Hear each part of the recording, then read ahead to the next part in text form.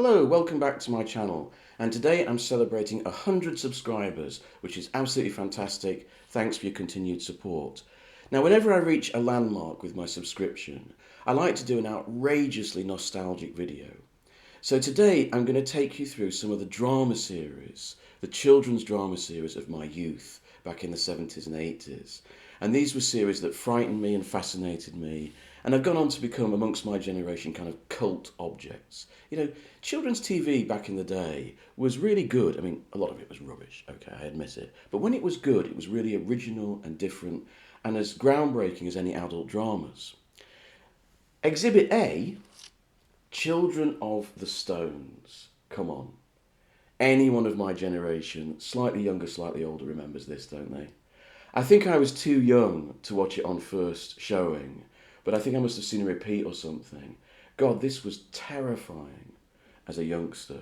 It's kind of Nigel Neal territory, right? In fact, it's very similar to Nigel Neal's 1970s Quatermass story. It's about this young boy and his father, played by Gareth Thomas. Yes, from Blake Seven. He was in other stuff apart from Blake Seven. Who knew? Anyway, they moved to this new village, which is clearly Avebury in Wiltshire.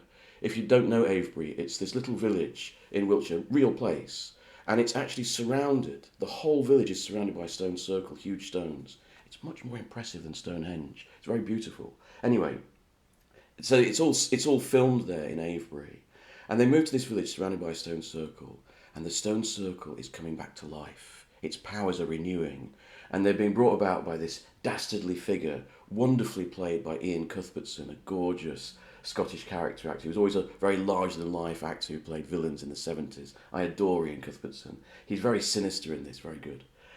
And so the boy and his father try to work out what's going on. I'm not going to tell you any more, but suffice to say that it's pure Nigel Neal territory. It's about the combination of ancient forces and science fiction, just like Quatermass 4.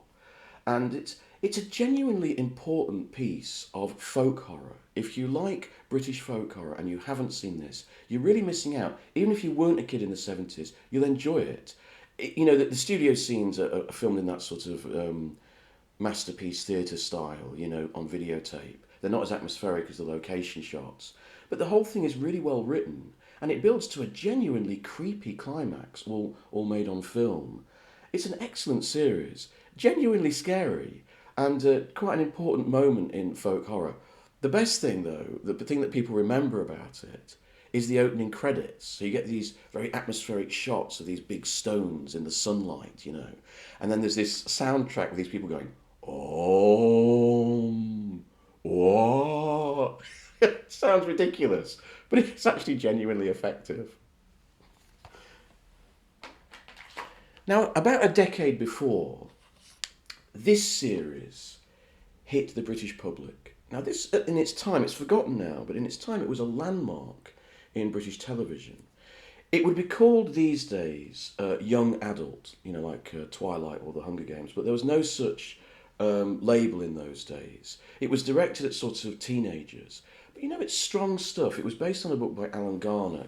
Alan Garner wrote most of his novels for a sort of teenage audience, but he didn't compromise on complexity and intelligence. He wrote some quite tough books, actually. They're all concerned with the land and folklore and the way that history interacts with the present. They're very sort of mystical novels, quite complex. You need to concentrate. And The Owl Service is quite brave. It's a series directed at teenagers, but sorry, I'm getting some light on it there. It's very brave because it doesn't stint on the complexity. You really have to concentrate. And the plot and metaphor and imagery sort of intertwine, and you have to concentrate very hard. It's about this English family go to stay in Wales. It's all filmed in the English countryside, and it was all filmed in colour. It's one of the first major productions in colour from ITV. That's another reason why it's a landmark. It's all filmed in the Welsh countryside where this English family go to stay. And they discover, this is the curiousness of the story, they discover this old dinner service with an owl motif. And somehow the discovery of this dinner service in the attic precipitates this weird kind of reincarnation of an old love affair where the daughter of the English family becomes the woman and it starts to reenact itself in the Welsh countryside. It's a very strange program, and it's genuinely effective and intelligent. I like to think that the billiard table sequence in this influenced the pool table sequence in Stanley Kubrick's Eyes Wide Shut, but it probably didn't. In the mid 70s, the BBC put out The Changes, based on a novel by Peter Dickinson. This is an incredibly ambitious little programme, right? This was made on, cheap as chips BBC budget, all on location. And it's a very epic story, right? What happens is something changes in the ecosystem and people go mad and start smashing up machinery and industry. And the world reverts back to basic medieval times. And, the cities disband and everyone goes back to the country and starts living under sheriffs and martial law. And a young girl is split up from her parents. It's quite tough stuff. And she takes up with a family of Sikhs. This was quite, bold in a 70s drama, before woke. This family of Sikhs are also cut off and they're trying to survive in this hostile environment.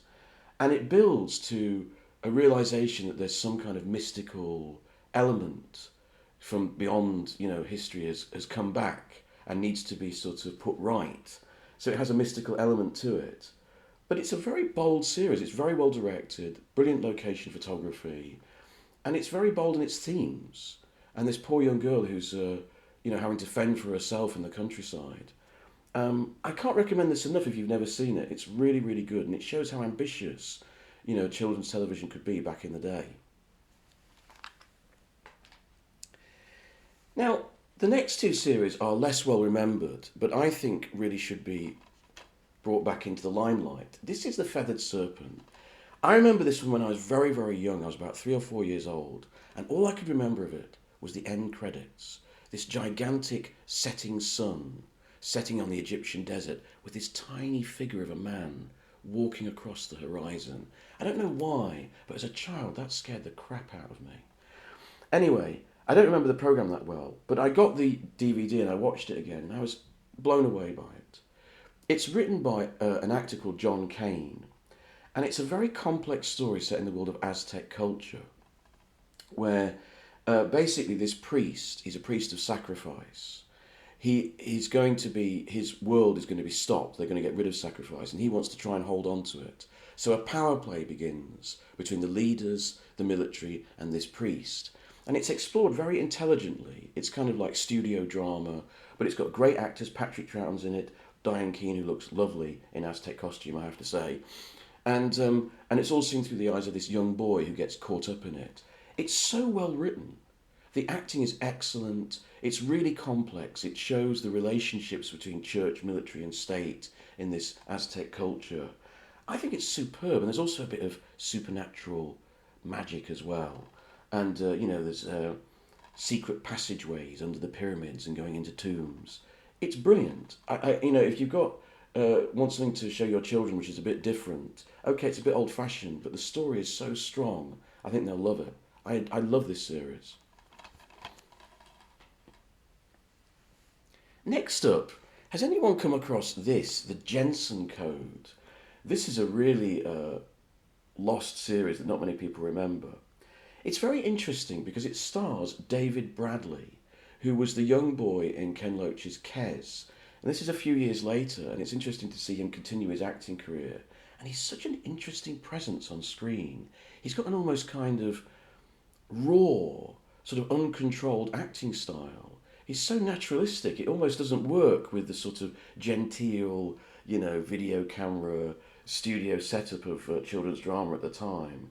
Again, this has got a very strong cast, and it's got an intriguing story that this boy goes potholing with his friends in the Lake District, and next door to the potholing centre is a Ministry of Defence site where this guy is working on codes, secret codes, to send this spaceship into space, part of the British space programme, and he gets kidnapped by these men who are posing as guides for the children's potholing group. So there's a lot of potholing, and there's a lot of rushing around the Lake District countryside.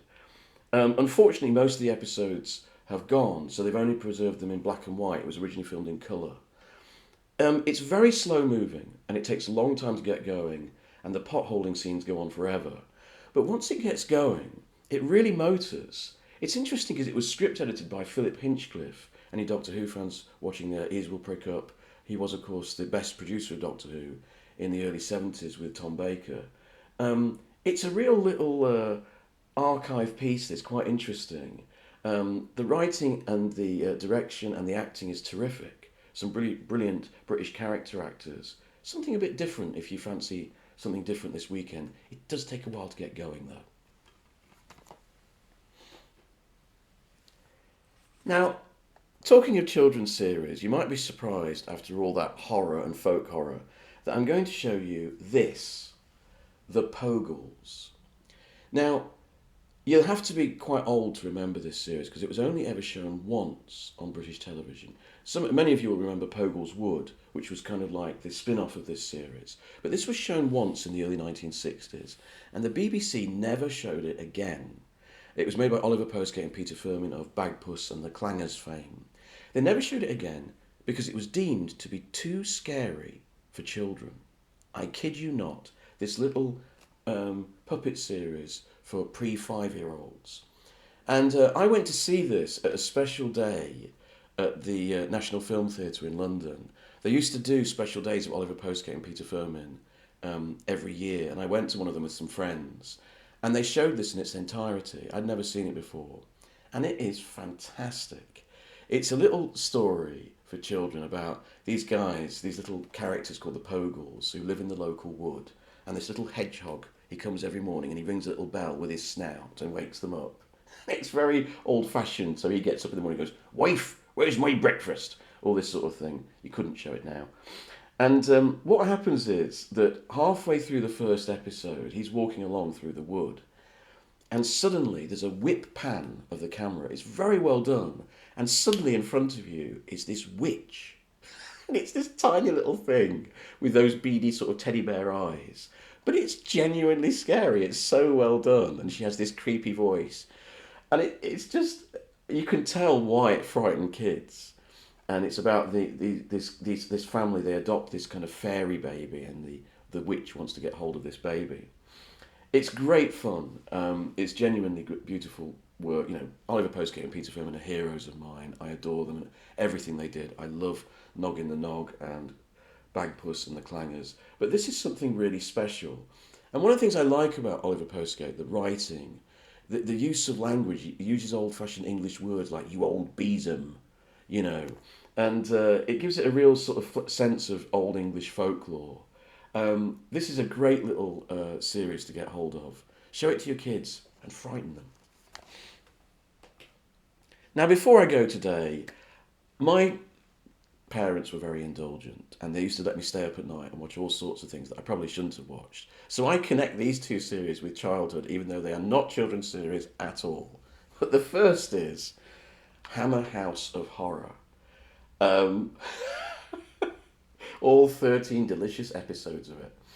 This was a spin-off of Hammer Films, which had pretty much finished by this point, and they are not on the same level of quality. Let's say that right from the beginning. This is a very silly series, but I adored it as a kid. It had a birthday party where this pipe breaks away from the wall and then sprays blood over some kids. Great. It has a hitchhiker picked up in a sort of yellow Mac who's got clawed hands. It's got everything you want from real cheapo horror. It's kind of tacky and exploitative. The episode that everyone of my generation remembers is the one where Denham Elliott keeps having this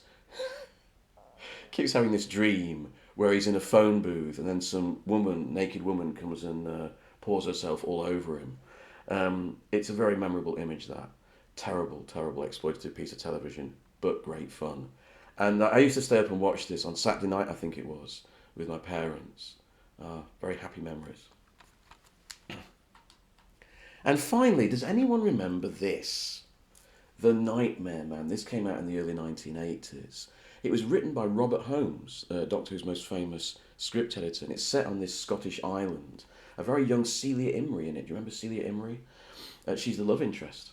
And it's set on this island, and this strange sort of zombie-like creature comes onto the island, and they find out it's actually a soldier, a Russian soldier, and the Russians have devised this kind of submarine where the man and the submarine are connected, technologically, and the man has become separated from the machine, so he's gone mad and he goes around killing people on this remote Scottish island.